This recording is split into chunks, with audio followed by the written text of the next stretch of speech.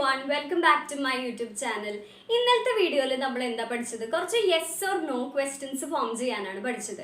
ഒരു എക്സാമ്പിൾ പറഞ്ഞാൽ ഇതൊരു പുസ്തകമാണോ എന്ന് നമ്മൾ ഇങ്ങനെ ചോദിക്കുക. അപ്പോൾ ആദ്യം തന്നെ ഇതൊരു പുസ്തകമാണ് എന്ന് നമ്മൾ ഇങ്ങനെ പറയാം. This is A book. ഈ ഒരു സെന്റൻസിന് നമുക്ക് എങ്ങനെയൊക്കെ ചോദ്യമാക്കാം. ഇതൊരു പുസ്തകമാണോ എന്ന് ചോദിക്കാം, ഇത് എന്താണെന്നും ചോദിക്കാം. അപ്പോൾ അതെങ്ങനെയാക്കിയത്? ദിസ് ഈസ് എ ബുക്കിനെ ദിസ് ഇസ് മറിച്ചിട്ട് കഴിഞ്ഞാൽ ഈസ് ദിസ് കിട്ടി. അപ്പൊ ഈസ് ദിസ് എ ബുക്ക് എന്ന് ചോദിച്ചാൽ അതൊരു ക്വസ്റ്റ്യൻ ആയി. അല്ലെങ്കിൽ പിന്നെ നമുക്ക് ചോദിക്കാം വാട്ട് ഈസ് ദിസ് എന്ന് ചോദിക്കാം. അപ്പൊ ഇന്നലെ നമ്മൾ പഠിച്ച സെന്റൻസുകളിലൊക്കെ ഒരു വ്യത്യാസം ഉണ്ടായിരുന്നു. അതിൽ കറക്റ്റ് ആയിട്ടുള്ള ഒരു വേർബ് അല്ലെങ്കിൽ ഒരു പ്രവൃത്തി ഉണ്ടായിരുന്നില്ല. ഇപ്പൊ ദിസ് ഇസ് എ ബുക്ക് എന്ന് പറയുമ്പോൾ അതിലത്തെ കറക്റ്റ് വേർബ് എന്താ? അതില്ല, നമുക്കൊരു വേർബ് ഇല്ല. അപ്പൊ നമുക്കത് പറയാൻ പറ്റും ഈസ് ആണ് അതിലത്തെ വേർബ് എന്ന് പറയാൻ പറ്റും. പക്ഷെ ഇന്ന് നമ്മൾ നോക്കാൻ പോകുന്നത് വേർബ് ഉള്ള കുറച്ച് സെന്റൻസുകൾ എങ്ങനെ ക്വസ്റ്റ്യൻസ് ആക്കാം എന്നാണ് നോക്കാൻ പോകുന്നത്. നമുക്കൊരു എക്സാമ്പിൾ നോക്കിയാലോ. എനിക്ക് പറയണം അവള് പാചകം ചെയ്യും, ഭക്ഷണം പാചകം ചെയ്യും എന്ന് പറയണം.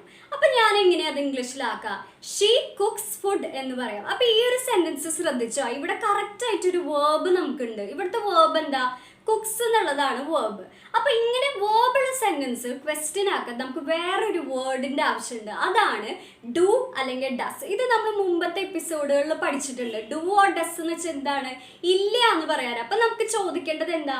അവള് ഭക്ഷണം പാചകം ചെയ്യില്ല എന്നാണ് നമ്മൾ ക്വസ്റ്റ്യൻ ചോദിക്കേണ്ടത്. അപ്പൊ എങ്ങനെ നമ്മൾ എഴുതാം ഇംഗ്ലീഷില്? ഡസ് ഷീ കുക്ക് ഫുഡ് എന്നാണ് പറയാ. ഇവിടെ കുക്സ് എന്ന് എഴുതേണ്ട ആവശ്യമില്ല, കാരണം ഡസ്സിൽ ഓൾറെഡി ഒരു എസ് ഉണ്ട്. അപ്പൊ നമ്മൾ പറഞ്ഞു ഹീ അല്ലെങ്കിൽ ഷീ വരുമ്പോ ഡസ് ആണ് വരാ എന്ന് നമ്മൾ ഓൾറെഡി പഠിച്ചിട്ടുണ്ട്. അപ്പോൾ ഡസ്സിൽ ഓൾറെഡി ഒരു എസ് ഉള്ളതുകൊണ്ട് വീണ്ടും കുക്സ് എന്ന് എഴുതേണ്ട ആവശ്യമില്ല. മനസ്സിലായില്ലേ? ഇവിടെ ഒരു കാര്യം ശ്രദ്ധിക്കണം. ഏതൊരു വേർബിനും 3 ഫോംസ് ഉണ്ട്. ബേസ് ഫോം, അതായത് ഏറ്റവും അടിസ്ഥാനമായിട്ടുള്ള ഫോം ഉണ്ട്. പിന്നെ പാസ്റ്റ് ടെൻസ് ഉണ്ട്, പാസ്റ്റ് പാർട്ടിസിപ്പിൾ ഉണ്ട്. അതൊക്കെ നമ്മൾ ഡീറ്റെയിൽഡ് ആയിട്ട് പിന്നെ ചെയ്യുന്നതായിരിക്കും. ഇപ്പൊ നമ്മൾ ആദ്യം പറഞ്ഞ സെന്റൻസ് നോക്കിയേ, കുക്ക് എന്നുള്ളതാണ് നമ്മുടെ വേർബ്. അതിന്റെ ബേസ് ഫോം എന്താ? ഏറ്റവും അടിസ്ഥാനമായിട്ടുള്ള രൂപം ഏതാ?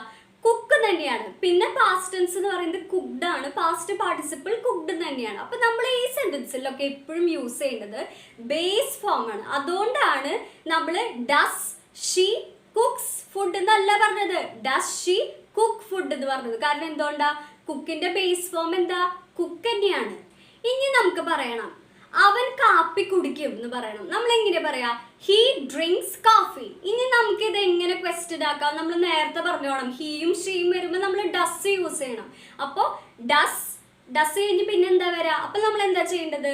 ഇതിലത്തെ വേർബ് എന്താ നോക്കാം? ഡ്രിങ്ക്സ് എന്നുള്ളതാണ് വേർബ്. അപ്പൊ ഡ്രിങ്കിന്റെ ബേസ് ഫോം ഏതാന്ന് നോക്കാം? ഡ്രിങ്ക് തന്നെയാണ്. അപ്പൊ ഡ്രിങ്ക്, ഡ്രാങ്ക്, ഡ്രങ്ക് എന്നാണ് ആ 3 ഫോംസ് വരുന്നത്. അപ്പൊ ബേസ് ഫോം ആണ് നമുക്ക് ആവശ്യമുള്ളത്, അത് ഡ്രിങ്ക് ആണ്. അപ്പൊ നമുക്ക് എങ്ങനെ ചോദിക്കാം? ഡസ് ഹി ഡ്രിങ്ക് കോഫി എന്ന് ചോദിക്കാം. ഇനി നമുക്ക് പറയണം അവൾക്ക് പനി ഉണ്ട് എന്ന് പറയണം. നമ്മൾ എങ്ങനെയാണ് ഇംഗ്ലീഷിൽ പറയാ? ഷീ ഹാസ് ഫീവർ എന്ന് പറയാം. ഇനി ഇതൊരു ക്വസ്റ്റ്യൻ ആക്കണമെങ്കിൽ ഇവിടെ ഒരു കാര്യം ശ്രദ്ധിക്കുക. ഹാസ് ആണ് ഇവിടുത്തെ നമ്മുടെ വേർബ്. അപ്പൊ ഞാൻ പറഞ്ഞു നമ്മൾ എപ്പോഴും എടുക്കേണ്ടത് വേർബിന്റെ മോസ്റ്റ് ബേസിക് ആയിട്ടുള്ള ഫോമാണ് ആദ്യം എടുക്കേണ്ടത്.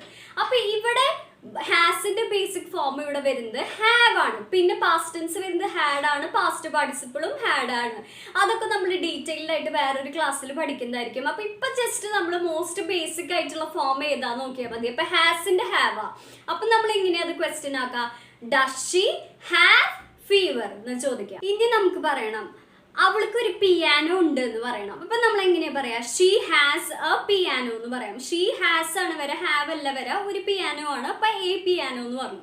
അപ്പൊ ഷീ ഹാസ് എ പിയാനോ. അപ്പൊ നമ്മൾ ഇപ്പൊ തന്നെ പഠിച്ചു ഹാസിന്റെ മോസ്റ്റ് ബേസിക് ഫോം ഏതാണ്? ഹാവ് ആണ്. അപ്പൊ does she have A piano എന്ന് നമുക്ക് ചോദിക്കാൻ പറ്റും. ഇനി നമുക്ക് പറയണം ജോർജ് കേക്കുകൾ ഉണ്ടാക്കും എന്ന് പറയണം. അപ്പൊ നമ്മൾ എങ്ങനെയത് സെന്റൻസ് ആക്കാം? ജോർജ് ബേക്സ് കേക്ക്സ്, കേക്കുകൾ ഉണ്ടാക്കും. അപ്പൊ നമുക്ക് ഇതൊരു ക്വസ്റ്റ്യൻ ആക്കണം. അപ്പൊ ആദ്യം തന്നെ നമ്മൾ എന്ത് ചെയ്യേണ്ടത്? നമ്മൾ അതിന്റെ വേർബ് നോക്കാം. ബേക്ക് ആണ് വേർബ്.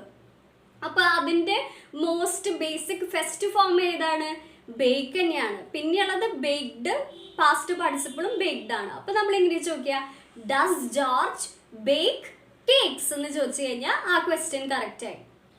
ഇന്നത്തെ വീഡിയോയിൽ അപ്പം നിങ്ങൾക്ക് ഒരു ക്വസ്റ്റ്യൻ ഉണ്ട്. അപ്പം നിങ്ങൾക്ക് ആൻസർ ചെയ്യാൻ പറ്റുമോ നോക്ക്. ഞാനൊരു ക്വസ്റ്റ്യൻ പറയാം, അത് ആൻസർ ചെയ്യും. അവൾക്ക് പരീക്ഷയുണ്ടോ എന്ന് നമ്മൾ എങ്ങനെ ചോദിക്കും? അപ്പോൾ കമന്റ് സെക്ഷനിൽ അത് ആൻസർ ആയി എഴുതണം. സോ ഇന്നത്തെ വീഡിയോ എല്ലാവർക്കും ഹെൽപ്ഫുൾ ആയി എന്ന് വിചാരിക്കുന്നു. സോ അടുത്ത ദിവസം വേറൊരു വീഡിയോ ആയിട്ട് കാണാം. Thank you for watching.